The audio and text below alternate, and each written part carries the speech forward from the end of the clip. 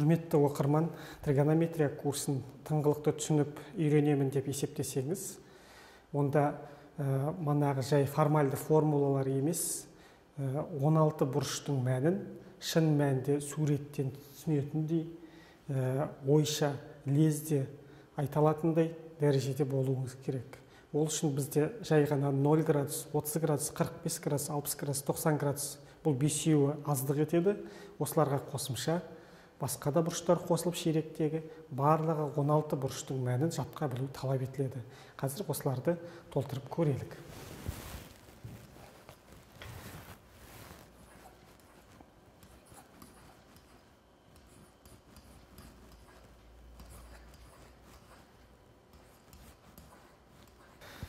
«90 градус өте ерекше бұрыш, және 0 градусымыз ол да ерекше бұрыш себебі бұлар ширектік бұрыштар болып саналады.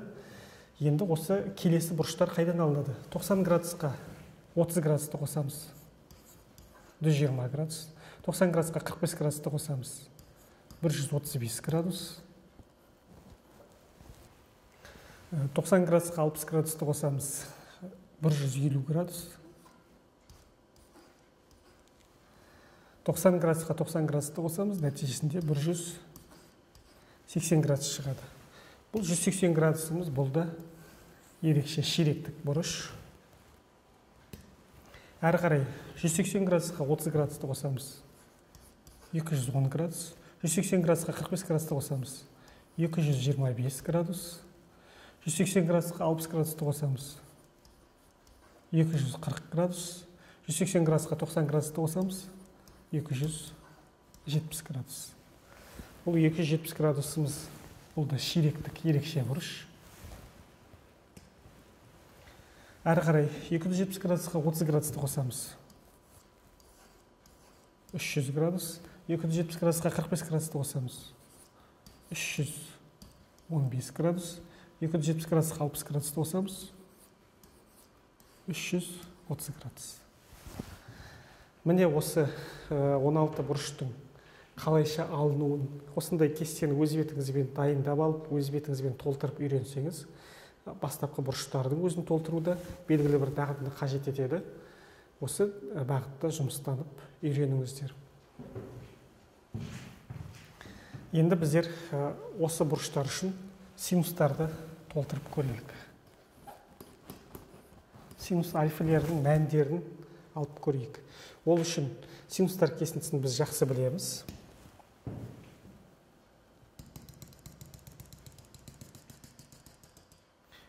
Минус 1-ден бастап 0, 1-ге дейін. Осы синустар кесіндісіне алынған бұрыштар қай нүктеде қиылысып жатады, соны анықтауымыз керек.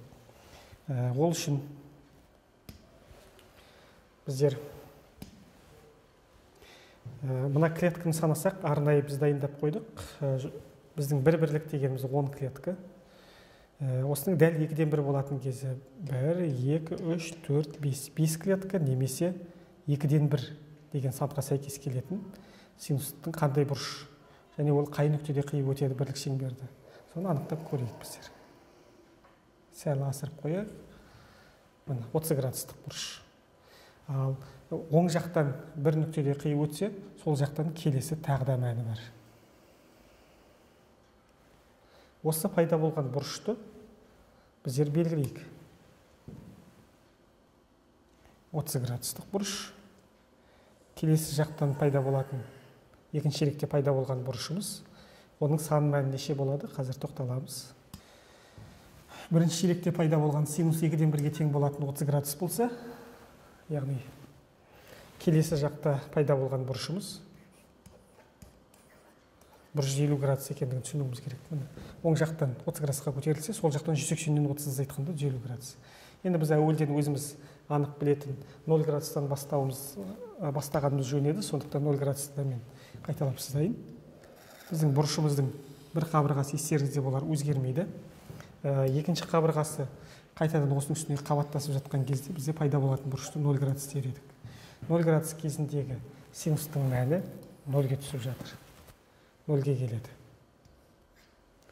30 градус кезіндегі синустың мәні 2-ден 1-ге түсті.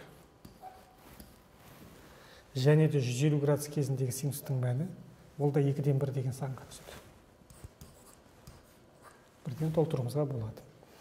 Енді біздер 45 градус кезіндегі мәні ол түбірасты 2 бөлінген 2, жалпы түбірастында 2 бөлінген 2, шамаменен 1,4 бөлінген 2, бұл 0,7 деген санды береді. 0,7 біздің жағдайда 7 клетка.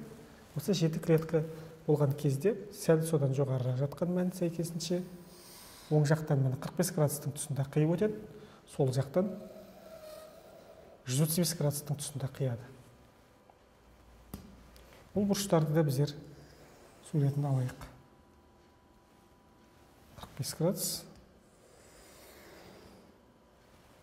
сол жақтан 135 градус.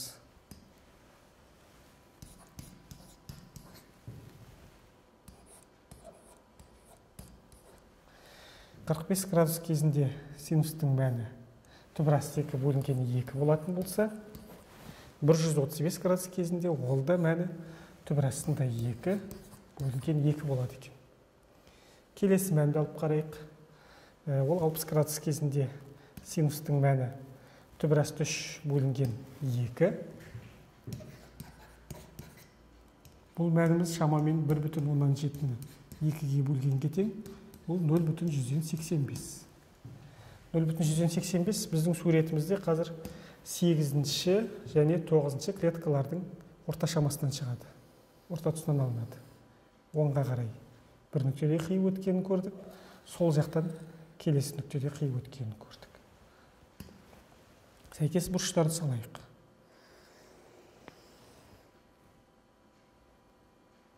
Алпыс градустық бұрышымыз. Сол жақтан салайық. Онымыз 120 градус болады. Екі жағынан түсінуге де болады, әрине. 0 градустан 60 градусқа шейін көтерілді. 60 градус пен 90 градустың арасында 30 градустық бұрыш бар. 90-ға 30-ды қосқанында 120 градус алынды. Бір байқайтынымыз, 60 градус кезінде түбірасты 3 бөлінген 2 болса, 120 градус кезінде де түбірасты 3 бөлінген 2 деген мәнге тең екен. 90 градустық бұрыш кезінде мән 1-ге тең. Міне осылайша біздер 0 градус, 30 градус, 45 градус, 60 градус, 90 градус, 120, 135, 150 градус бұрыштарды алдық. Ендігісі 180 градус кезінде. 180 градусымыз ширектік бұрыш. Бұл кезде мәніміз қай нүктеге баратындығын анық байқауымызға болады. Бұл синустар кесіндісінде 0 деген мәнге барып отыр. 0 деген мәнге түседі. Келесі бұрыштарды алып қарайық. Ол үшін енді жаңа синустың мәндерін ылғи оң сандарды 0, 2-ден 1, түбірасты 2 бөлінген 2, түбірасты 3 бөлінген 2, 1 дегендерді алсақ, енді дәл осындай мәндер теріс бағытта төмен қарай түседі. Төмен қарай 5 клетка түсейік, 3, 4, 5. Оң жақтан кесінді қиятын нүктесін анықталық. Сол жақтан да бір мән бар. Соны анықталық.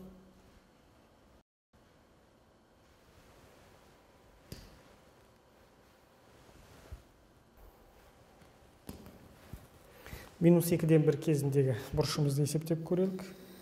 Оң жақтан минус 30 градус немесе 360-ға 30 градус жетпей қалғандықтан 330 градус деп айтуымызға болады. Сол жақтағы бұрышымыз 180-нің үстіне 30 градус қосылды. Яғни 210 градус. Ал оң жақтан алсақ 360-ға 30 градус жетпей қалды. 330 градус. Екеуінің де мәні бір санға тіреліп тұр. Минус 2-ден 1 деген. Яғни 210 градусымыз минус 2-ден 1 болса, 330 градусымыз да минус 2-ден 1-ге тең екен. Келесі мәнді алып қарастырайық. 0,7 немесе түбірасты 2 бөлінген 2-нің мәнін есептеп көрейік. Оң жақтан бір нүктеде қиып өтеді. Сол жақтан да осыған сәйкес қиып өтеді. Бұрыштарды тұрғызалық сәйкесінше.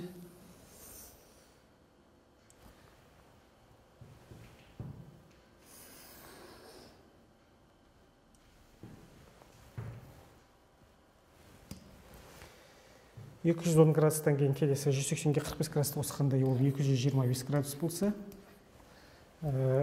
төртінші ширектегі алынған бұрышымыз 270 градусқа 45 градусты қосамыз 315 градус. Екеуінің де саны мәні синусы минус түбір астында 2 бөлінген 2 деген санға тіреледі.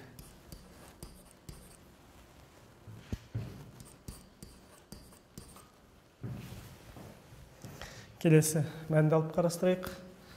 240 градус кезінде немесе синустың түбір асты 3 бөлінген 2 теріс мәнінде болатын 8-9 клеткалардың ортасын алып қараймыз. Оң жақтан қиып өтетін мәні, сол жақтан қиып өтетін мәні. Сәйкес бұрыштарды салайық.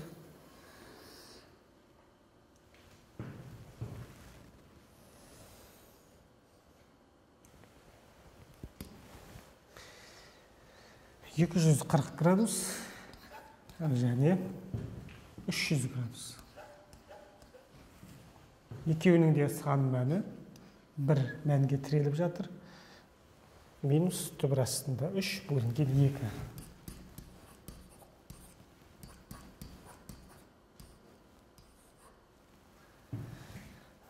Ең соңғы бұрышымыз 270 градусты алып қарастырайық. 270 градус кезінде синустың мәні минус 1-ге тең болды. Міне осы суреттен біз синустардың мәнін анық байқаған боларсыздар. Осылайша бірлік шеңбердің мәні оң жақтан таратылып, синустар кесіндісіне қай шамаға түседі, сол жақтан келгенде қай шамадан түседі. Мына мәндер 0, 2-ден 1, түбір асты 2 бөлінген 2, түбір асты 3 бөлінген 2, 1. Бұларды қажет болса жазып та қоя аламыз. 0,5, 0,7, 0,185, содан кейін 1. Ал иррационал сан түрінде жазылатын, немесе жай бөлшек түрінде өрнегін көретін болса, 2-ден 1, түбір астында 2 бөлінген 2, түбір астында 3 бөлінген 2. Енді 1 деген сан бәріне де ортақ. Осы мәндер төменгі жағында теріс сан күйінде қайталанады. Минус 2-ден 1, минус түбір астында 2 бөлінген 2, минус түбір астында 3 бөлінген 2. Және минус 1. Дәл осы ретпенен косинустың мәндерін де толтырып көрелік. Ол үшін біздерде бұрыштар, координаталық бірлік шеңбер бәрі дайын тұр. Енді сәйкес бұрыштардың косинустар кесіндісіне лайықтап түсірсек жетіп жатыр. Ол үшін косинустар кесіндісін біз ерекшелеп, айрықшалап қояйық. Минус 1-ден бастап. OX өсін плюс 1-ге дейін. Ортада сәйкесінше 0 деген сан бар. Оны сіздер анық білесіздер. Косинустың мәндерін толтыруға кірісеміз. 0 градус кезінде косинустың мәні 1-ге түсіп жатыр.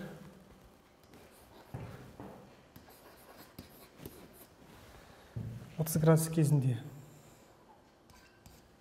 8-ші клетка мен 9-ші клетканың ортасы 0,85, ол түбір астында 3 бөлінген 2. 45 градус кезінде 0,7 деген мәнге түседі, немесе түбір астында 2 бөлінген 2. 60 градусымыз 5-ші клеткаға түсіп жатыр, немесе 2-ден 1. 90 градус кезінде косинусымыз 0-ге тең болады. 120 градус минус 2-ден 1. 135 градус минус түбір астында 2 бөлінген 2. 150 градусымыз минус түбір астында 3 бөлінген 2. 180 градус кезінде минус 1-ге тең. 210 градус жаңағы 150 градусты қайталап тұр. Минус түбір астында 3 бөлінген 2. 225 градусымыз минус түбір астында 2 бөлінген 2. 240 градусымыз минус 2-ден 1. 270 градусымыз 0 деген мәнге барады. 300 градусымыз плюс 2-ден 1. 315 градусымыз түбір асты 2 бөлінген 2. 330 градусымыз түбір асты 3 бөлінген 2. Міне, құрметті оқырман, дәл осылайша синустар мен косинустардың мәндерін бірлік шеңберде 10 клетканы бір бірлік ретінде алып, бірлік шеңбер дайындап, содан кейін кестені алдын ала 16 ұяшықтан тұратын кестені дайындап, синустардың, косинустардың мәндерін, сан мәндерін толтырып жаттықсаңыз, осы жаттығуды 5-6 рет орындауды ұсынамын.